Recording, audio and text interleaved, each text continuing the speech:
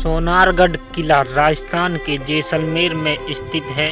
इस किले का निर्माण रावल जैसल ने 12 जुलाई 1155 ईस्वी को करवाया था। जैसलमेर किले की नींव रावल जैसल के द्वारा इंसाल ऋषि के आशीर्वाद से रखी गई थी। रावल जैसल की मृत्यु के बाद उनके पुत्र रावल शालिवाहन द्वितीय ने जैसलमेर किले को पूर्ण करवाया था।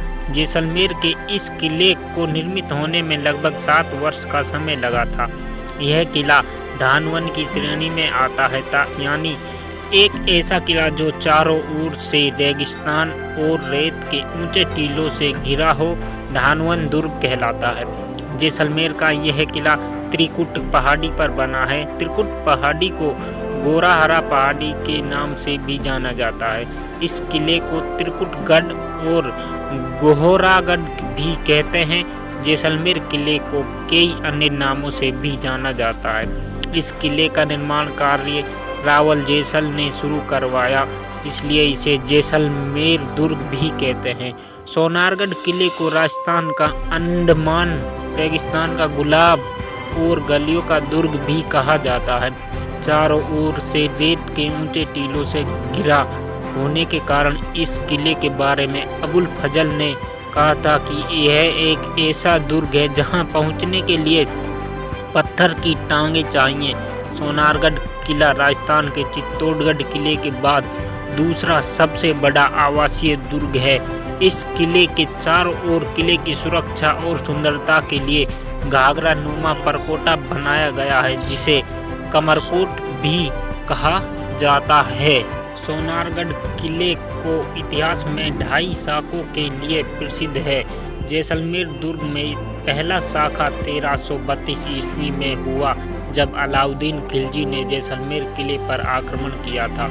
इसमें जैसलमेर के भाटी शासक रावल मूलराज और कुंवर रतन के नेतृत्व में राजपूतों ने केसरिया किया और राजपूत ललनाओं ने जौहर किया। जैसलमेर दुर्ग में दूसरा शाखा 1357 ईस्वी में हुआ, जब फिरोज शाह तुगलक ने जैसलमेर किले पर आक्रमण किया था।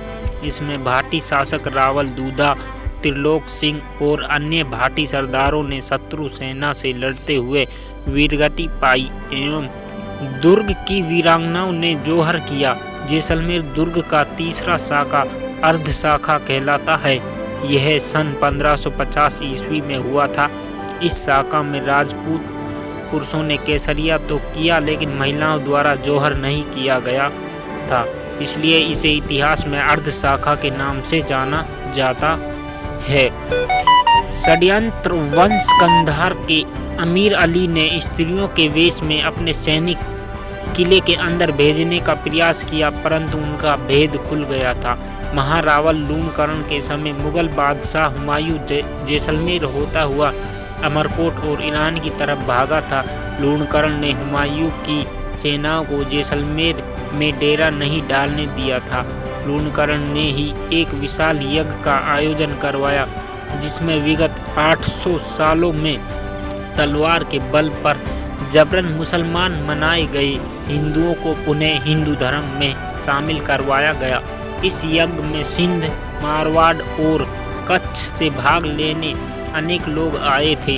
राव लूणकरण और अमीर अली की सेना के मध्य युद्ध हुआ, जिसमें भाटियों की विजय हुई, लेकिन राव लूणकरण वीरगति को प्राप्त हो गए थे।